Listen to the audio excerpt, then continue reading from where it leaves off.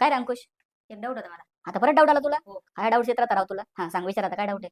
मी सीईटीची तयारी करतोय. बरं, ते तर मला माहिती आहे. हा, पुढं? बरोबर. पण मला मी सकाळी सुरुवात कुठून करू? हां. त्याच्यासाठी मला काही सिक्रेट अशा टिप द्या ना तुम्ही. म्हणजे एमएससी सीडीची तयारी करण्यासाठी. म्हणजे तुझं असं होतंय का, की सकाळी उठल्यानंतर तुला कळत नाहीये, की आपण आता काय करायला पाहिजे? बरोबर. तुमचंही असंच होत असेल तर हा व्हिडिओ व्यवस्थितपणे बघा. अंकुश, एकदम सोपं आहे. बेटा, सीईटीची तयारी ना बेसिक 4 स्टेप्समध्ये आपण करायला पाहिजे. सकाळी जेव्हा आपण उठतोय आणि जर आपल्याला असा प्रश्न पडत असेल, की मी काय करायला पाहिजे, याचा अर्थ तुम्ही आदल्या दिवशी त्याचं नियोजन नाही केलं. तर तुम्हाला आदल्या दिवशीच हे ठरवून ठेवायचंय, की मला दुसऱ्या दिवशी करायचं काय. तर सगळ्यात पहिले काय करायचं बेटा, तू सगळ्यात पहिले एक चॅप्टर निवडायचा. बरं. त्या चॅप्टरची थेरी व्यवस्थितपणे वाचून घ्यायची. ही तुझी पहिली स्टेप आहे.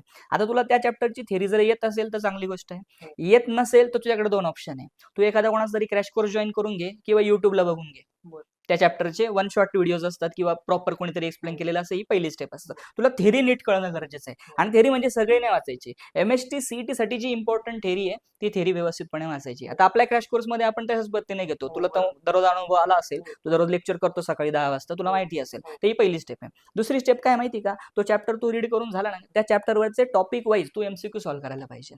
ओके? ते एमसीक्यू सॉल्व्ह करणं म्हणजे तू स्वतःची प्रॅक्टिस. ही दुसरी स्टेप आहे. तिसरी स्टेप काय माहिती का? तिसरी स्टेप त्याच्यावर तू एक मॉक टेस्ट सॉल्व्ह करायला पाहिजे. तू एक टेस्ट देऊन बघायला पाहिजे की 100 क्वेश्चन्स मी 90 मिनिटांमध्ये सोडवू शकतो का? कारण सीईटीला आपल्याला वेळेमध्ये पेपर सोडवायचा आहे. ही तिसरी स्टेप आहे. आणि चौथी स्टेप काय असते माहिती का?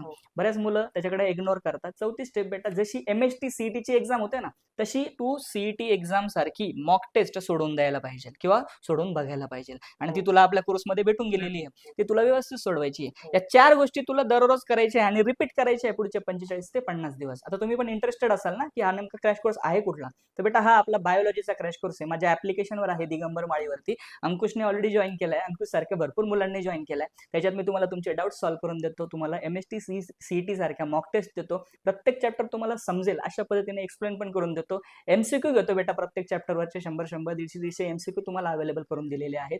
आणि मॉक टेस्ट पीडीएफ मध्ये पण आहे. रिअल एमएसटी सीईटी वाले सुद्धा आहेत. बरोबर? हे तुम्हाला फक्त आता स्टेप सांगितले, त्या फॉलो करायचे आहे. पुढचे 45 ते 50 दिवस तुम्ही जर मेहनत केली तर मला नाही वाटत तुमचा एमएसटी सीईटीला स्कोर येण्यापासून कोणी तुम्हाला थांबवू शकतं. कोर्स जॉईन करायचा असेल तर खाली व्हॉट्सअप नंबर दिलाय, त्याच्यावर फक्त हाय करा.